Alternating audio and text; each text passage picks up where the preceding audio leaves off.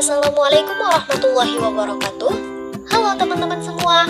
Di video kali ini, kami akan mencoba melakukan penelitian atau percobaan tentang pengaruh intensitas cahaya terhadap kecepatan tumbuh pada biji kacang hijau.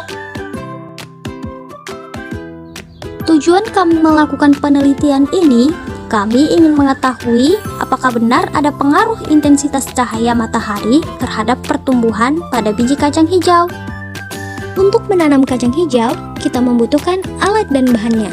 Yang pertama, biji kacang hijau, tanah, 2 buah polybag, roll, dan air. Sebelum biji kacang hijau kita tanam di atas tanah, sebaiknya kita rendam dulu bijinya di dalam air selama 1 malam supaya biji menyerap air dan cepat untuk berkembang. Selanjutnya, kita tanam biji kacang hijau di atas permukaan tanah satu persatu. Kemudian, lakukan hal yang sama untuk polybag yang kedua. Nah, kenapa kita menanam biji kacang hijau di 2 polybag?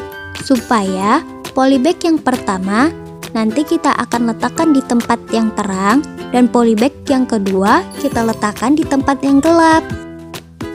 Setelah 6 hari kemudian, barulah kita bisa menganalisis data tentang tumbuhan yang kita tanam.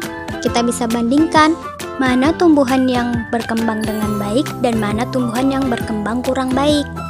Dan jangan lupa untuk setiap harinya kita ukur ketinggiannya.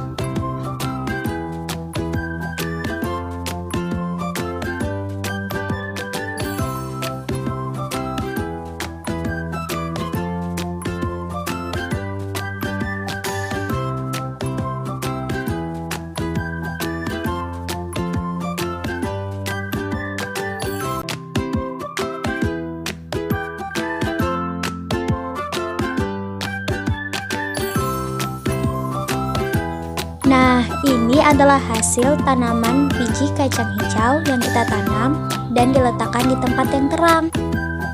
Ini adalah tanaman biji kacang hijau yang kami tanam selama 6 hari dan diletakkan di tempat yang gelap.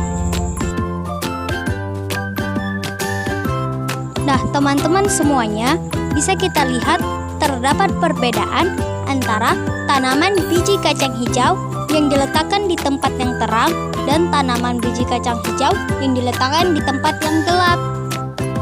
Pertumbuhan pada tanaman pertama cukup baik karena intensitas cahaya cukup sehingga auksin dan klorofil pada tanaman tidak rusak dan tanaman dapat tumbuh dengan baik.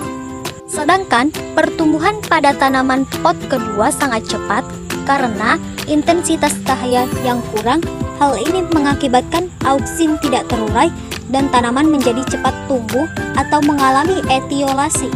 Ciri-ciri tanaman mengalami etiolasi yaitu yang pertama, tanaman pucat, yang kedua, batang lemah dan kurus, yang ketiga, batang memanjang lebih cepat, dan yang keempat, daun tidak berwarna hijau karena kekurangan klorofil. Dari penelitian yang kami lakukan ini, dapat kita tarik kesimpulan bahwa tanaman yang baik adalah tanaman yang ditanam dengan intensitas cahaya yang cukup, tidak kekurangan maupun kelebihan intensitas cahaya, agar tanaman dapat tumbuh dengan subur. Semoga videonya bermanfaat. Terima kasih. Wassalamualaikum.